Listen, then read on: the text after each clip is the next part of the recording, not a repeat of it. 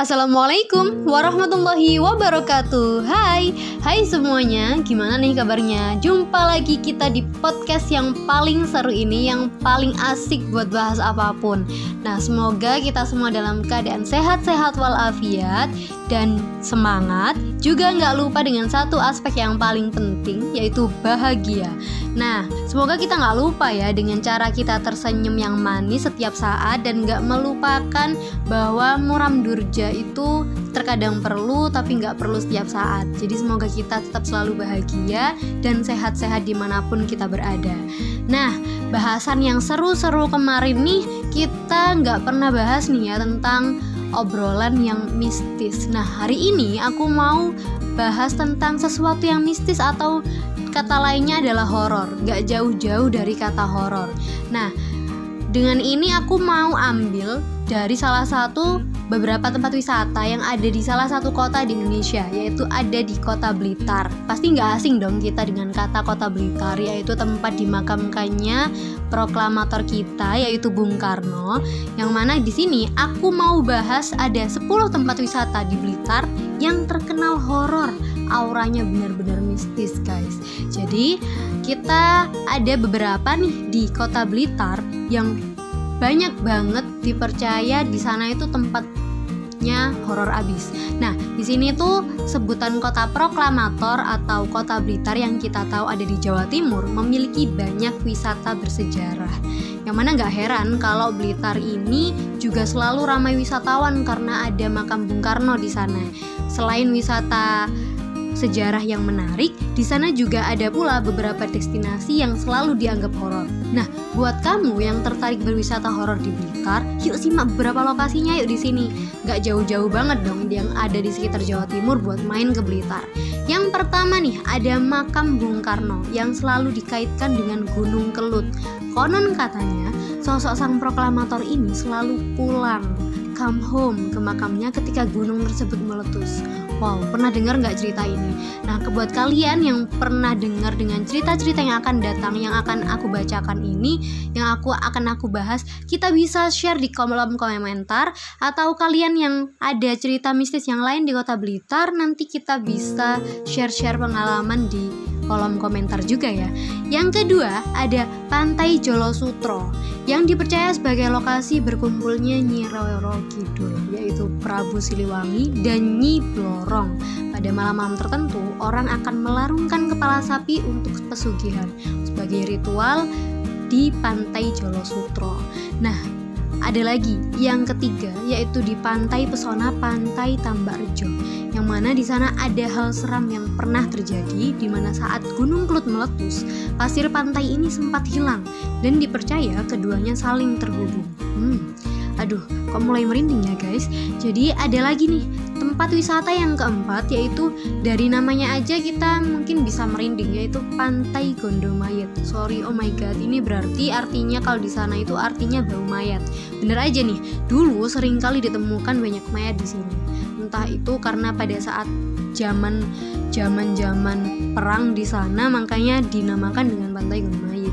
Nah, yang kelima nih guys, kita langsung ke wisata air terjun Coban Wilis, yang mana berada di lereng Gunung Kelut. Pengunjung wisata ini bisa kerap melihat sesosok manusia sedang bertapa di sekitar air terjun yang diyakini sebagai Iro Manggolo. Yang keenam ada lagi, yaitu tempat wisata yang namanya Sirah Kencong, menjadi jalur pendakian utama menuju puncak Gunung Butak. Bagi pendaki-pendaki ini mungkin ada yang pernah ke Gunung Butak, ada yang mau share cerita, boleh di kolom komentar. Nah, para pendaki ini sering mendengar suara musik kuda lumping di sepanjang perkebunan teh, yang mana itu pasti bukan manusia dong. Nah, ada lagi tempat wisata yang ketujuh, yaitu Gunung Buta, yang mana di sana itu bagi para pendaki yang tadi nggak kalah seram dari yang lainnya. Terdapat beberapa hal janggal yang pendaki sering temui, seperti nenek berjari, siluman harimau, dan anjing bermata merah. Pasti kalian yang para pendaki nih nggak heran dengan 1-2 hal yang berbau mistis saat mendaki ya. Mungkin kalian bisa sharing di sini gimana sih pengalaman kalian tentang hal-hal mistis yang seperti itu dan gimana kalian menghadapinya. Nah, yuk kita bahas yang tempat wisata selanjutnya. Ada lagi nih tentang suasana Taman Kebun Rojo. Di sana suasananya itu benar-benar sejuk dan bikin betah. Tapi ada nih salah satu patung di dekat kandang rusa yang sering diberikan sesajen secara misterius dan menjadi suatu ritual di masyarakat sekitarnya. Ada apa tuh? Ada lagi tentang Telaga Rambut Monte di salah satu tempat wisata di Blitar yang memiliki ikan yang diyakini warga setempat sebagai jelmaan dewa. Hal ini akan buruk terjadi apabila kepada siapa saja nih yang berani mengambilnya. Jadi jangan berani-berani mengambil mengambil ikan yang ada di Telaga Rambut Monte, karena di sana dipercaya oleh masyarakat bahwa di sana adalah jelmaan dewa ikan tadi. Nah, ada lagi yang terakhir, yaitu tempat wisata Candi Penataran yang memiliki sumber air yang konon gak akan pernah mengering.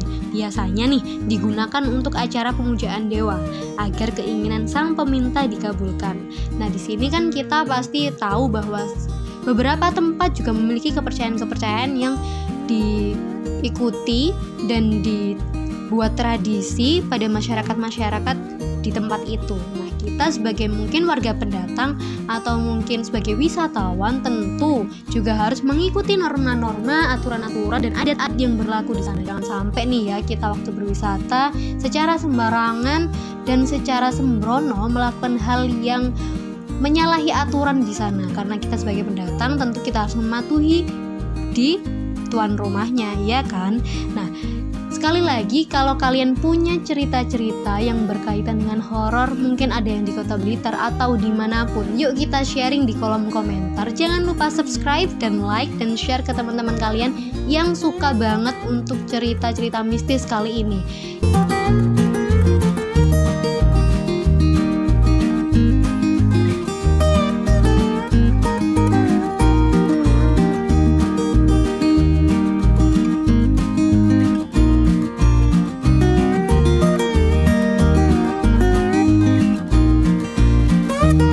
Yuk, kita nanti jumpa lagi di podcast-podcast selanjutnya. Mungkin kalian yang interest untuk dunia horor, aku akan buka podcast selanjutnya.